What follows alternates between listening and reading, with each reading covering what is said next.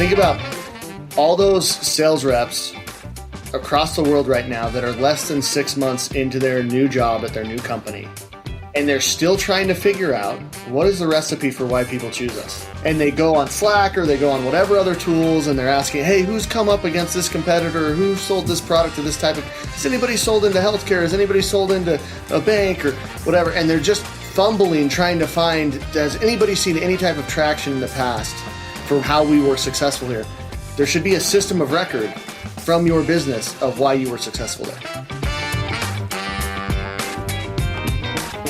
Hi, friends. Welcome to the Sales Enablement Podcast. I'm your host, Andy Paul. That was Andrew Peterson and Spencer Dent. They're the co-founders of Clozd. And in our conversation, we're talking about the importance and the value that companies derive from doing effective win-loss analysis. All of us as sellers can use more data points to help us improve our ability to help our customers make decisions and to help us win more deals. And what better source of data can there be than talking to your buyers and prospective buyers about what you can do to create a better, more positive buying experience? We dig into how Clozd conducts their win-loss analyses for its clients, the sources of information it taps into, and we explore some of the big takeaways that they've learned from the various win-loss analyses they performed to date for their clients. You want to stick around for this? We get into all this and much, much more. But before we get to Andrew and Spencer, I want to remind you to subscribe to this podcast wherever you listen to it. And I also want to remind you to check out my latest book, Sell Without Selling Out, A Guide to Success on Your Own Terms. It's a modern human-centric framework for increasing your win rates and shortening decision cycles without relying on the salesy behaviors that buyers really resist and really dislike. Book's available everywhere you shop for books, online and in stores. So thank you for that. All right, let's jump into it. Spencer, Andrew, welcome to the show. Thanks for having us. This is exciting. Oh, good. Well, I'm glad you're here. So, one of you start. Tell us about yourself and about Clozd and what you do. Oh man, we like finish each other's sentences. So I'll start and then you jump in. So I'm Spencer Dent. Andrew Peterson, and this is Andrew Peterson. We are the co-founders of Clozd. We've been doing this for about 5 years.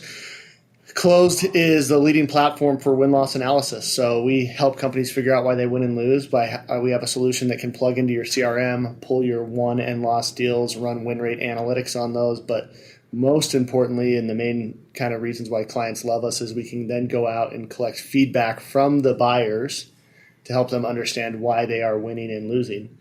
And then the platform can aggregate and distribute that feedback out to your team so that you can go take action on it. So I think our whole goal as a company is to help companies win more. That's what we do. Okay. Yeah. No, that's the elevator pitch. You got it. Boom. Yeah, that's us. Well, I was going to ask, what was the impetus to start the company?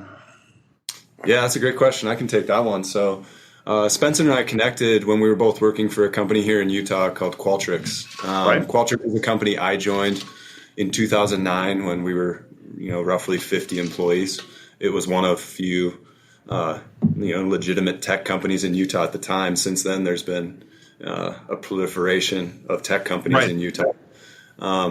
And so was fortunate to be a part of the early stage of Qualtrics. Spencer joined Qualtrics coming over from Bain & Company, where he was a consultant in their go-to-market Salesforce effectiveness practice, and came over to help Qualtrics implement some rigor around sales strategy, analysis, operations, those sorts of things. Right. And as the company scaled and grew, we just got to a point, we were 500 plus employees, and the executive team was more and more distant from the end customer and weren't in the sales trenches anymore. And there was a lot of debate and disagreement about why we were winning and losing deals. And we recognized that, man, there's a lot of stakeholders in our business that need this insight. Our marketing team needs it so they can hone messaging and optimize pricing. Our product team needs it so they can scope roadmap effectively. Our sales team absolutely needs it in order to train more effectively and give reps the playbook to win more. And our executive team needs it, so they have strategic alignment about why the company's really winning and losing. And Qualtrics's category was growing more and more competitive. And so we needed that insight, but we didn't have it. It was very anecdotal, as it is for a lot of companies, based in a very limited fashion on internal data in the CRM, entered by sales reps, or postmortems or discussions that were just happening around the water cooler with sales reps about, hey, why do you think we're winning and losing deals? And we came to realize that we need something more substantive. We need feedback from the actual decision makers at these won and lost accounts on why they're making the decisions that they're making. And that led us down a path of trying to implement something at Qualtrics and realizing that there needed to be a purpose-built solution for this. And we became passionate about it and decided to leave Qualtrics in 2017 to start Clozd. Got it. Well, yeah, I mean, yes, definitely an area that needs attention in the B2B selling world. Because I think most companies said it's anecdotal when they think about why they won or lost. But I think even more deeply than that, when they do look at, is they tend to look at things that are, and to my mind, tangential and superficial, as opposed to really understanding from the buyer's perspective. Okay, what was this experience like dealing with you? Because it's easy to say, look, it's product, it's pricing, so on, but certainly let's just take the SaaS world. For instance, most SaaS categories, if there's 2 competitors, there's 24 competitors.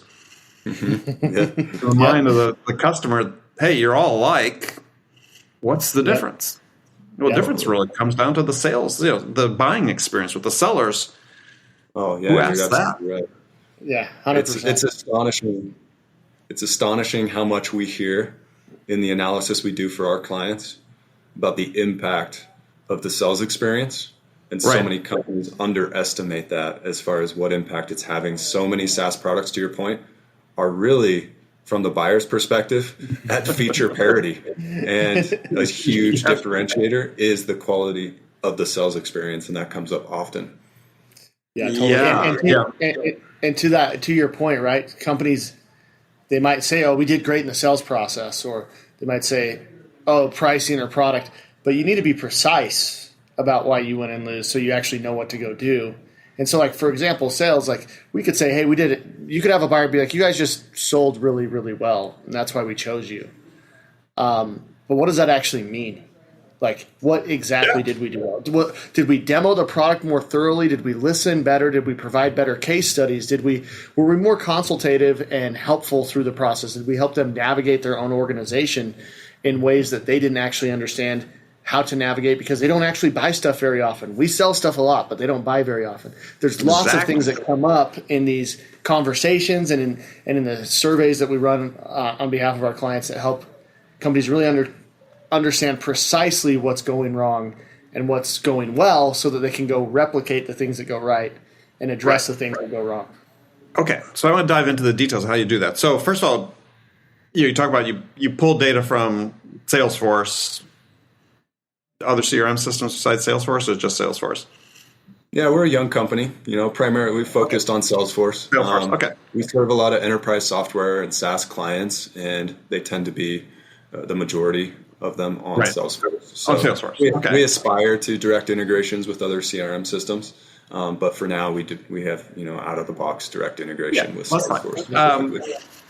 So what are you pulling out of Salesforce that's more automated, and then we'll get into what you do on a sort of curated basis talking to players. Yeah, so essentially what we're pulling is just a list of closed out won and lost opportunities. Okay. Right? Just give us the list of here's who we went up against and here's where we won, here's where we lost. And with that, companies often like to provide to us metadata around the deals, right? So don't just tell me, hey, we lost a deal to, we lost a deal with company X that was $10,000. We might want to know the industry, the lead source, the product that we were selling, the region that we were selling, and those types of things. And the reason why is later on, when you go to interpret it, the win-loss feedback, that gives you context about why you might be seeing trend in certain pockets of your business. But yeah, just think opportunity, account level data for wins, won and lost opportunities. Yeah. For any good win-loss analysis, you want to start with the baseline of what deals are we winning and losing? What does our win rate look like, and how is that trending over time? And how are we performing in different key segments of our business, by product line or customer segment or whatever it is. That's the foundation, and that foundation lives within the CRM. So we try to tap into that and pull that. There's varying degrees of, CRM hygiene at different organizations. Right. But ultimately, to kick off the feedback process, we really only need the bare necessities of which opportunities have you won and lost, and, who are the primary contacts at those organizations. And then the key to understanding why you won and lost those deals really lies in going out and proactively capturing feedback from those individuals at those accounts. And so how are you calculating win rate? Yeah, companies, you've probably seen this, Andy. Companies totally overcomplicate that, right? They say... in my mind they do, yeah. Yeah, win rate is wins divided by wins plus losses, right? Like how it's that simple. Now there's two ways to maybe pivot on that. One is wins in terms of absolute number of opportunities. The other is in terms of absolute dollars. Those are two unique and important ways to look at it, because you could have a relatively higher win rate at a dollar size and lower on an opportunity size, but that just means you're more effective on bigger deals, and vice versa. But those are the two primary ways that we tend to calculate it. We try to advise our clients to be careful of making exceptions. Hey, we don't want to include deals that are in this bucket or that bucket or this product or whatever, because they're not representative of everything. And it's like, you know what, that's fine. What you should do is you should include them, and then just use the ability in our platform to filter and show what it is without or with them, because that helps you really understand everything under the sun of what's happening.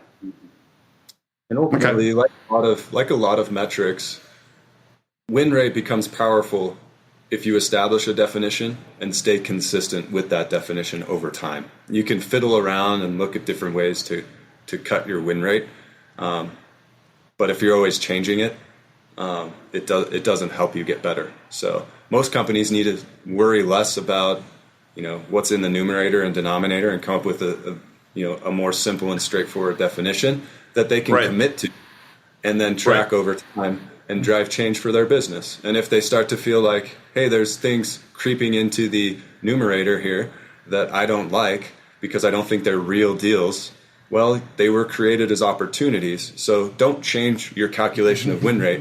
Change your business. Go and change the approach in your sales team to not generate opportunities for things that aren't really sales opportunities. So we prefer our clients to simplify and be consistent, and then address the edge cases by making business changes that matter. Yeah, well, I think that's a simple definition of win rate. What always astonishes me is how little attention is paid to it in general in many industries. And it's like, well, this is just what we do, and we're just going to do more of this. This is how we grow. And it's like, don't we want to do less of it and do more of it better? That seems like a much more effective way to go about this. Such a missed opportunity. Like so many, we've talked about SaaS companies in particular. A lot of SaaS companies are growing very, very quickly, and the answers they come up with for accelerating growth is just funneling more into the pipeline. When if you were just a little more deliberate about capturing more of what's in your pipeline, that could have as big, if not bigger, impact on your business performance. Oh, sure. It's a more profitable, faster way to grow than just putting more crap into the top of the funnel. That's a technical term, crap at the top of the funnel. But 100%. One way we think about that is just the concept of just go-to-market efficiency. You're investing a ton of money into your sales team, a ton of money into your marketing, a ton of money into your product development. What do you need to do to get more out of those investments? And the way you measure what you're getting out of those investments is your win rate. Like, what is coming out the other side? But one important part about it, Andy, is the win rate doesn't tell you what to go do. It just tells you what is happening, right? Yeah. You need to go understand why that's happening by going and engaging your buyers. And that's kind of the magic, is if you can figure out what's happening and be able to actually look in different pockets of your business and see how performance is going, then go couple that with feedback from the buyers that are making the decisions that's driving that performance. Then you know how to go address the business, and you actually, because you understand your win rate and the pockets of your win rate, you know which actions are going to have the biggest uplift in your efficiency. Absolutely. Yeah. I mean, it's I was talking to CRO of a publicly traded SaaS company about their growth plans. And they said, well, we've gotten really good at generating demand top of funnel. So, we're going to invest more in that, drive more opportunities through, hire more SDRs. And I said, well, your win rate, because I had talked to the person's VP of sales. I said, so your win rate's at 19%. Yeah. I said, so instead of investing all the money top of funnel, you ever thought about trying to win a greater percentage of the opportunities you have? I just got this blank stare. And I was just like, what in the world are you talking about? And it's like not even being considered. Yeah. There's a new book put out by the Franklin Covey people, Jennifer Colosimo, and some co-authors called Strikingly Different Selling. And they had this stat in there. They did surveys more than 5,000 business-to-business decision makers. Average win rates were 17%. Yeah, totally. Globally, 17%. And it's funny, right? Because you think about this. If the average win rate is 17%, and let's say the average pipeline size of each of those companies is, $100 million, right? And they're only winning $17 million a year. If they just went and adjusted their win rate by 1%, they would highly exceed their plan. Oh yeah, right. Yeah, it's you don't win the championship by playing more games. You win the championship by winning more of the games you play, right? And that's the key here, right? Like the solution isn't creating more opportunities for every company, and the solution is, let's create more opportunities, but let's win the ones that we're getting. Like let's. Yeah, I think my perspective is maybe a little skewed because a lot of the startups that I ran sales for, we were resource constrained. So we didn't have a lot of inbound lead flow. So every time we had somebody that was a qualified opportunity, that was precious. We were not going to lose that deal. And we're talking about big deals, 7, 8-figure deals, sometimes even 9-figure deals. We got one. We were going to win it. Right? And so that forced us to get really good at it, as opposed to just being casual about it and thinking, there's another one that's coming down the pike, right? I mean, big 100%. believer in the theory of constraints and forcing you to become better. Mm-hmm. And you should constrain yourself by saying, we need this type of win rate. And that should be something that you're compensated on as a sales leader. That should be part of your package is, what's your win rate? Love it. Totally love it. Yeah, because it is the win rate. And this again, people sort of don't get this. This is the buyer's ultimate referendum on how good a job you did. Yeah, totally. If you think it's about your product and your pricing, then you're missing the boat. It's their referendum on how well you did, your sales team did, or you as an individual. That's what your win rate is reflective of. Yeah. Well, so here, this is an interesting thing that we find too as we do this. From a sales leader perspective, I can be a sales leader and I can feel like my team actually did run the gambit and they did a great job, and we still didn't get chosen. And we didn't get chosen because think there's some product gap that's fundamental for them. Like we didn't meet a certain security requirement or whatever that happens to be. If I, as the sales leader, go to the product team and say, hey, you guys need to fix the product that has these gaps. As a sales leader, have you ever done that? And you feel like it's kind of an awkward conversation. Like I'm pointing my finger at you. There tends to almost be like a you're blaming me because you didn't hit your number type of experience at times for leaders. one of the most powerful things about doing win-loss, not just from understanding the win rate, but getting the buyer feedback that supports the outcomes and explains the outcomes, is it empowers the organization with just absolute truth serum to go act. So it's no longer the sales team's blaming the product team and saying that we're missing features, and the product team's blaming the sales team saying that they suck and they don't know how to sell, and everybody's blaming pricing. No, the buyers are saying this, and so we now all collectively, let's say I'm the head of sales and Andrew's the head of product, we don't have to sit here and debate about should we have demoed it differently, or is the product fundamentally missing something? We just know that that's the main reason, so we both need to get better. Yeah, but it works the other way, though, too, which is I think this is companies miss, is that hopefully in the win-loss analysis you find out those one or two things that actually you might have that are perceived to have higher value or slightly different. And those then become one of the focal points of how you sell your product, right? Yeah. It's like, why would you consider buying this product that doesn't have this? Yeah. Right. Win-loss analysis, when done correctly, is how you confirm what your differentiators really are in the minds of your buyers. Right.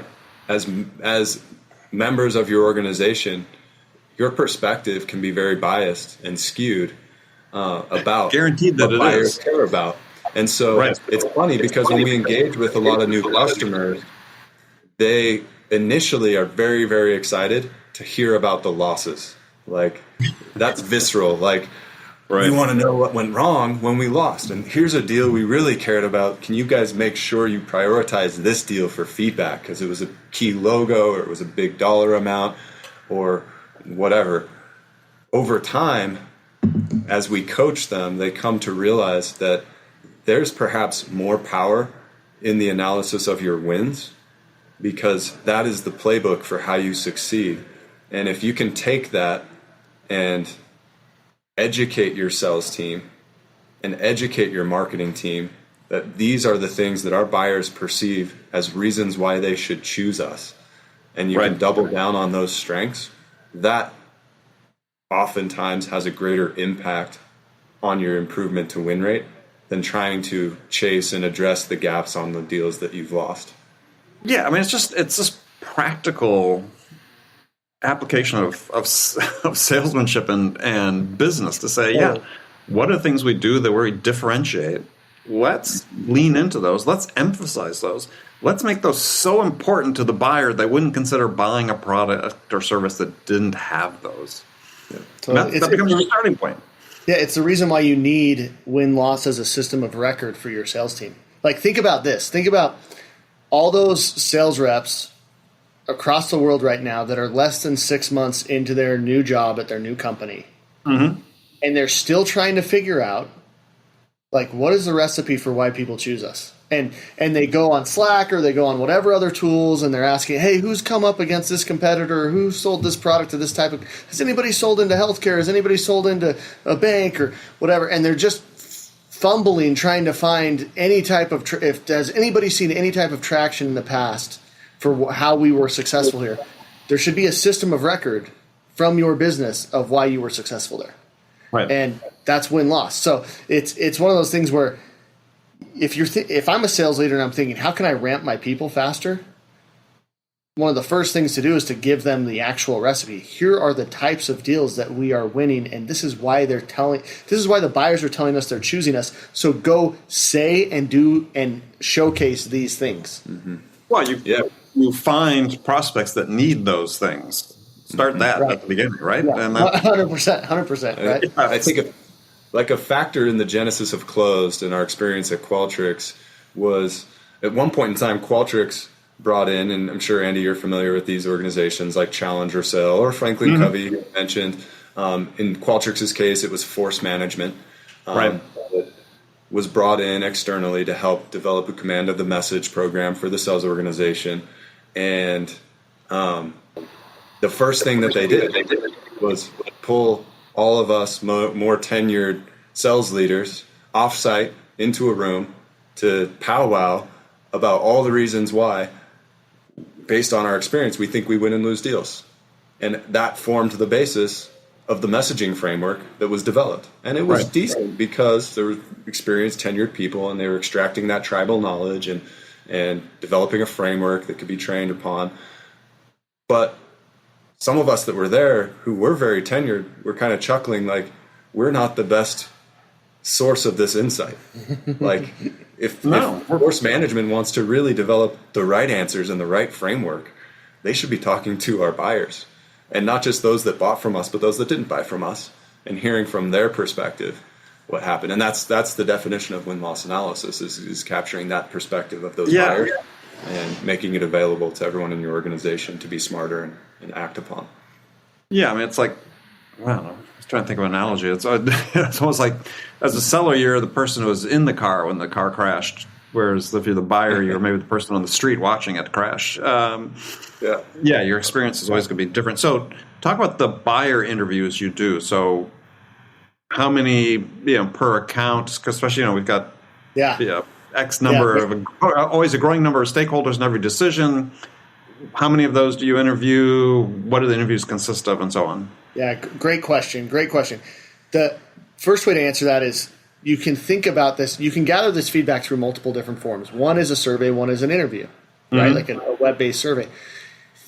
A good way to think about this is each company has a unique kind of fingerprint on their pipeline, a mix of transactional versus big deals. Some of our clients, their average deal size are 8 figures. Like, we're going to interview every deal, right? Because an interview is a better mechanism for a large deal, because that's a complex, nuanced decision. Some of our clients have highly transactional deals, $5,000 or less, and they have tens of thousands of them going through their pipeline, and it is economically not feasible to go interview all those deals, let alone does it make a ton of sense, or is it necessary, right? Because they're simpler transactions. So the first step we take in this with our clients is, let's figure out what the right answer is for your business. If you're highly transactional, you probably still want to use some interviews for pockets of your business, but let's cover more breadth of your pipeline using a survey. If you are highly strategic, large deals, then you're probably going to lean more towards the interview front. So first off, let's start with a diagnostic of, like, how should we go engage these people? Once we do engage them, if we engage them through a interview, the key to a good win-loss interview is it is not a rigid survey conversation. It is not a conversation where you're asking scale-based questions. It is not a conversation where you are following a script. It is a conversation where you need to when you get off the phone, you need to be able to say very succinctly, why did this company do what they did? And so we approach these, we work with our clients to figure out what are kind of the main topics that we want to be covering in these interviews. And we come up with sample questions of what we should be asking under those topics, but think those questions are always very open-ended. And at the end of the day, depending upon the interview you do, you can spend a lot of time talking about product features and what they liked or didn't like. You can spend a ton of time talking about the sales experience. You can spend a ton of time about the challenges they had with understanding and feeling comfortable with the pricing model. And you can spend a ton of time talking about where they crushed it, where they were incredible, where they outperformed everybody else, how they did the best demo, they had the best RFP response, they had the best case studies, whatever it happens to be. But what you really want to do is you want to figure out what were the trigger points, and we call those decision drivers, that caused the buyer to choose you or not choose you. What were the things that influenced them in either direction, and to what extent did they influence? You asked a question about how many buyers. Oftentimes it's one buyer at an account that we'll interview, but on the bigger, most strategic deals, we'll interview multiple buyers. We might interview somebody from the finance team, somebody from the business team. It kind of depends on the client and the situation, and if we feel like we're getting the right level of coverage to make sure we have a well thought out holistic answer on those bigger deals. Well, kind of from a macro perspective, Andy, we're seeing what we refer to as the win-loss maturity curve play out for a lot of companies, where they realize they have a gap in analyzing or understanding why they win and lose. And they sort of progress along this continuum from very basic inadequate attempts at win-loss analysis to a successful win-loss analysis program. And every company we talk to is somewhere along this continuum, and it sort of progresses from initially like the anecdotal approach, trying to get the sales team to tag a win-loss reason in the CRM, pulling CRM data as the foundation, but then they realize they need buyer feedback, and it turns into maybe like a sporadic initiative where someone from the organization talks to customers every once in a while, but they don't have a good mechanism for doing it consistently. They don't have a good mechanism for aggregating the feedback, tagging the decision drivers, sharing it out effective with the organization. So they run into some roadblocks as they try to do this internally. They realize they need a purpose-built solution like we did at Qualtrics. And then they look for a solution like Clozd and maybe initially implement it on a limited basis for a portion of their business where they have big concerns about why they're winning and losing. Deals against a key competitor, or deals in a certain segment, or for a new product that they just launched that isn't gaining as much traction as they'd anticipated. And they capture this feedback on a limited basis for that part of the business before realizing the value proposition and maturing into what we'd consider like the right approach to win-loss analysis, which is, hey, we have a CRM integrated process where every deal that our sales team wins and loses enters this feedback process where the buyer is invited to give feedback. And if it's a small transactional deal, the Clozd platform will evaluate that and send them a survey invitation. If it's a more strategic deal from a certain product segment or that's over a certain dollar size, the platform will recognize that and invite that buyer to participate in an interview. And then all of that feedback with all those decision drivers that are being captured flows back into the platform and is bounced against that win rate data so that you can start to paint a picture over time of what are the trends and themes behind why we're winning and losing and what can we go act upon. So in the scenario you painted out where the system says, oh, let's trigger an interview, who's doing the interview? Yeah, great question. There's actually a huge value to having a third party do the interview for you. That's what I was asking. Absolutely. Buyers are much more candid when talking to a third party. And so a lot of our clients want us as the vendor to conduct those interviews for them. So for the majority of our clients, we do that. We have some clients, though, that have developed the capability internally. They built a team that can do these interviews, and they just leverage the Clozd technology and do the interviews themselves. But the vast majority of companies that have really invested heavily in win-loss analysis are having a third party represent them in conducting the interviews. Mm-hmm.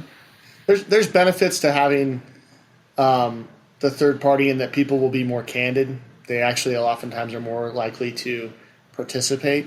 Yeah, I would think so. And most importantly, I would argue it's harder for the company to push back against the feedback when it's an independent kind of ombudsman third party that conducts it. So who I was going to ask that. So who is who's the blocker internally when someone says we should be doing win-loss analysis? Who's the blocker? Yeah, love this question. It's an interesting thing because it's an emerging practice, right? To that maturity curve that Andrew just described. The biggest blocker that we find is it's a new thing, right? It's like I don't have a budgeted line item to go do this. Let's maybe try and do it internally, and then they go through that process of fumbling a little bit. That there tends to, sometimes sales can be a blocker, and that's more when the sales team, frankly, doesn't have a very healthy culture about wanting to watch game film and see why they win and lose. Right, they don't want to be exposed. I'd clarify, it's if sales is a blocker, it's typically the individual contributors that may be a little wary of feedback being captured for all of the deals that they've especially lost. So that instance where clients have launched a program and maybe the sponsor of the program is outside the sales organization, and the sales team has reacted with, hey, what are you doing? We own these relationships. I'm the rep. I'm the account manager for Microsoft. And you reached out to them without my permission. I own the account. And it takes, someone in sales leadership or an executive to say, no, we as the company own this that relationship. We're the steward currently of this relationship, but we as a company collectively need this insight. And they come in with the veto power to say no. But we find that the really introspective, self-aware, ambitious reps that want to hit quota and get better at their craft love win-loss analysis. Yeah. They love the idea of like, wait, I just lost this deal. I am so angry about it because I did everything that I thought was within my power to win this deal, and we lost, and I don't know why. Mm-hmm. Like, I want to find out what the hell happened so that I can do better, or so I can get my organization to do better, so that we don't lose a deal like this to that competitor ever again. And so it's on the rare occasion that a sales team might react as a blocker, but they do have that tendency from time to time. Yeah, and I think too the other thing you get though is that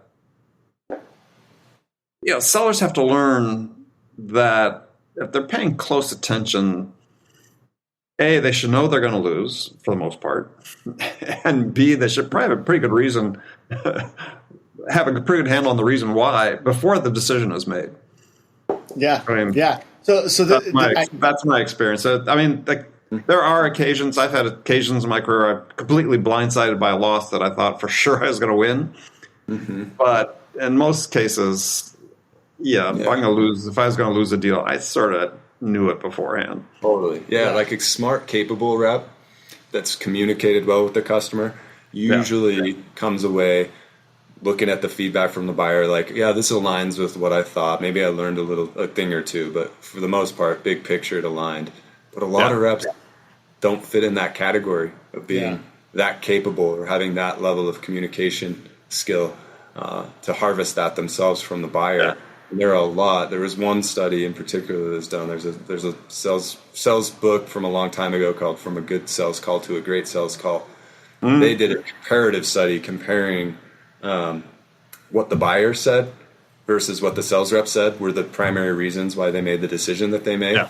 And 32% of the time, the sales reps were completely wrong, like no alignment in the explanation they gave. 28% of the time, they were missing key information. Right. So, less than 40% of the time were the sales reps accurate about why the deal was won. Even in the neighborhood, yeah. I mean, it's a challenge, but I mean, it is. I think one of the things that sellers have to. It's something to write about in the book is you have to just be more self-aware and more intentional. Totally, 100%. And sales reps tend to get focused on themselves and their deals, and so sometimes we just remind them like, hey, there's going to be instances where your deals are analyzed, but the big hit picture here is your company is being proactive to better understand why the company wins and loses, and that's going to benefit you.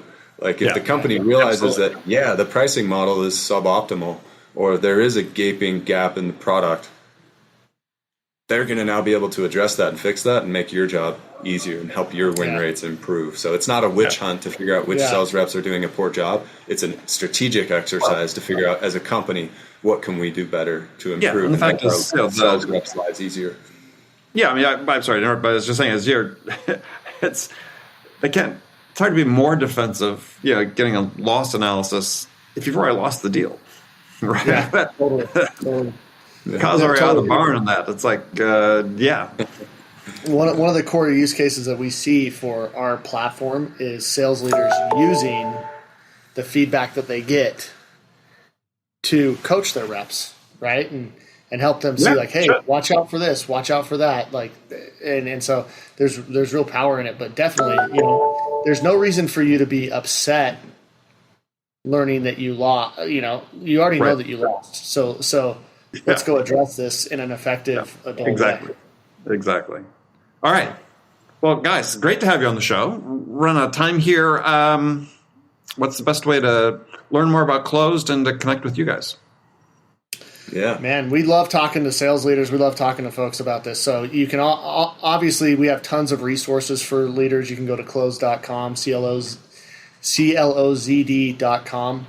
And there's tons of content there. But honestly, you're welcome to reach out to either of us, Spencer at Clozd.com, Andrew at Clozd.com.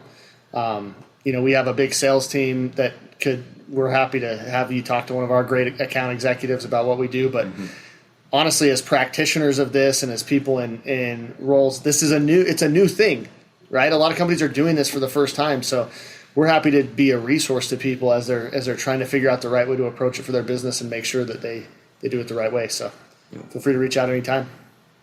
All right. Yeah, we're happy to connect. Perfect. Thank you, guys.